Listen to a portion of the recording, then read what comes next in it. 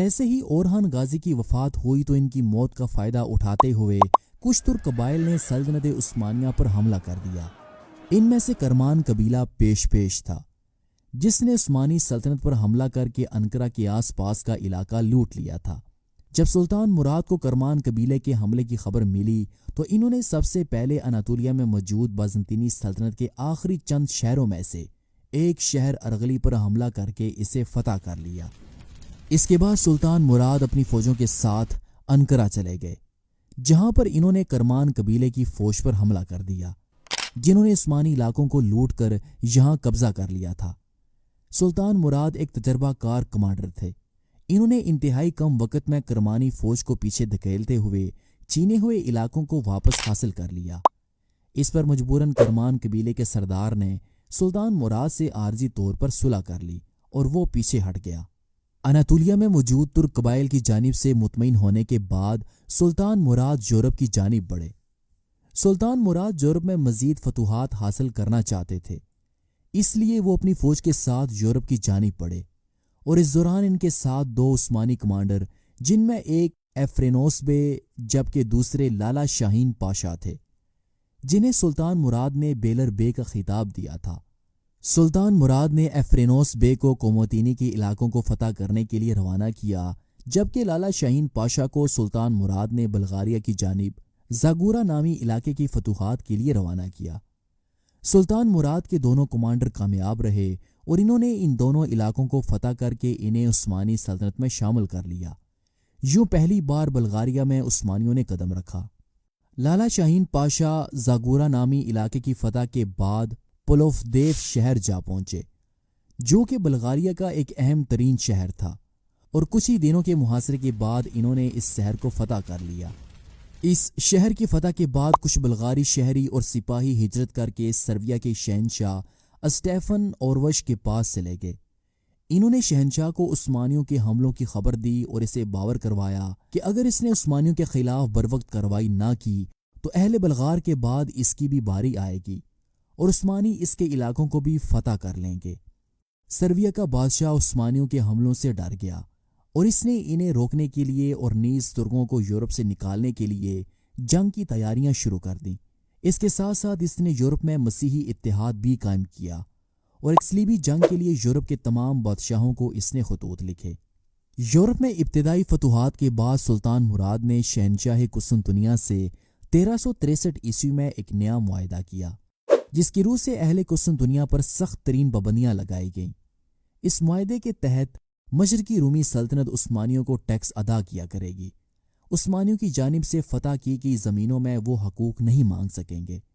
عثمانی سلطنت کے خلاف وہ کسی بھی دوسری مسیحی ریاست سے اتحاد نہیں کریں گے، اور ضرورت پڑنے پر وہ عثمانیوں کو فوجی مدد بھی فراہم کریں گے۔ ادھر یورپ میں سربیا کے شہنشاہ کی صلیبی جنگ میں حصہ لینے کے لیے پوپ اربن پنجم کے اکسانے پر ایک صلیبی فوج تیار کی گئی، جس میں سربیا، ہنگری، بلغاریہ، ولاچیا اور بوسنیا نے شرکت کی۔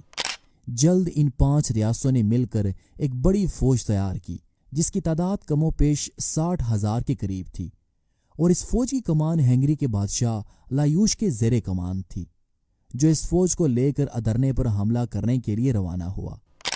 سلطان مراد اس وقت اناطولیہ میں بورسا شہر میں موجود تھے۔ جیسے ہی ادرنے میں لالا شاہین پاشا کو عیسائیوں کے اس لشکر کے پیش قدمی کرنے کی خبر ملی تو انہوں نے سلطان مراد کو عیسائیوں کے حملے سے انہیں آگاہ کیا۔ عیسائی لشکر بغیر کسی آرام کے تیزی کے ساتھ عثمانیوں کی جانب پیش قدمی کر رہا تھا۔ لالا شاہین پاشا نے اس فوج کی رفتار کو سست کرنے کے لیے فوری طور پر حاجی البے کی کمان میں انہوں نے 4000 سپاہیوں پر مشتمل ایک چھوٹا سا دستہ روانہ کیا۔ اگرچہ لالا شاہین پاشا کے بھیجے ہوئے اس معمولی لشکر کا عیسائی لشکر کے ساتھ کوئی مقابلہ نہ تھا، لیکن یہ دراصل ایک حکمت عملی تھی جس کے مطابق عیسائی لشکر کو روکے رکھنا تھا تاکہ اس دوران سلطان مراد اناطولیہ سے یورپ میں باقی فوج کے ساتھ پہنچ سکیں۔ سلطان مراد نے اپنی فوجوں کو اناطولیہ میں جمع کیا، لیکن اگر سلطان مراد برق رفتاری سے بھی یورپ میں پہنچنا چاہتے تو ممکن نہیں تھا، کیونکہ صلیبی لشکر عثمانی سرحدوں کے بالکل قریب پہنچ چکا تھا، اور سلطان مراد کے اور ادرنا شہر کے درمیان ہزاروں میل کا فاصلہ تھا۔ اگر لالا شاہین پاشا سلطان مراد کے آنے کا انتظار کرتے تو تب تک بہت دیر ہو جاتی، انہوں نے فیصلہ کیا کہ وہ سلطان مراد کا انتظار کیے بغیر اس عیسائی فوج کا مقابلہ کریں گے۔ شاہین پاشا جانتے تھے کہ برسوں سے جو فتوحات ہم نے یورپ میں کی ہیں، اگر اس وقت عیسائیوں کو نہ روکا گیا تو یہ تمام علاقے ان کے ہاتھ سے نکل جائیں گے۔ لالا شاہین پاشا نے ادرنے میں اپنے ترک سرداروں کے ساتھ مشاورت کی، جس کے بعد انہوں نے ایک بڑا ہی مشکل لیکن تاریخی فیصلہ کیا۔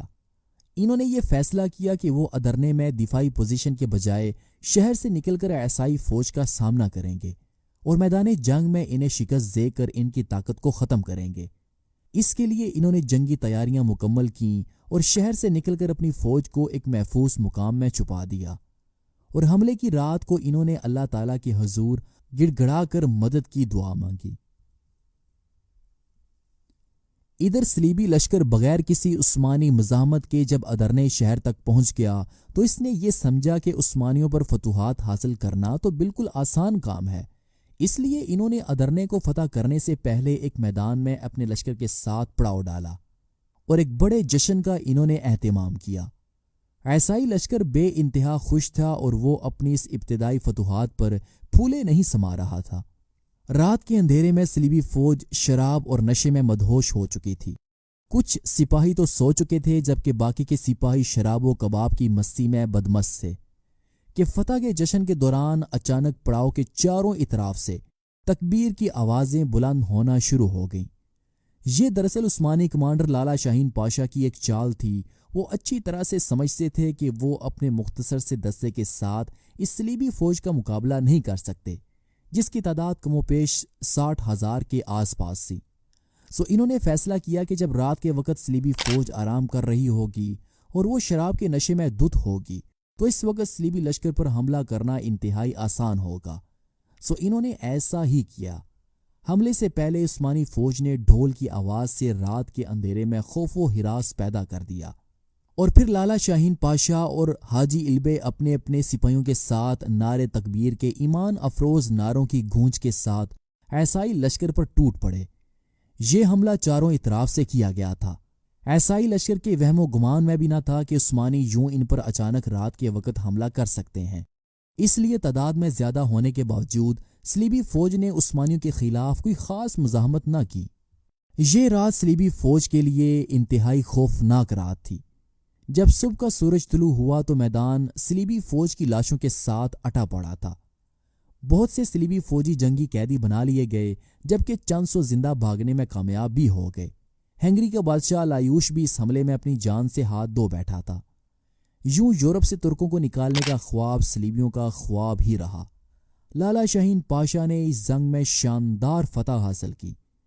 جب فتح کی خبر سلطان مراد کو پہنچی تو وہ اس فتح سے بے حد خوش ہوئے۔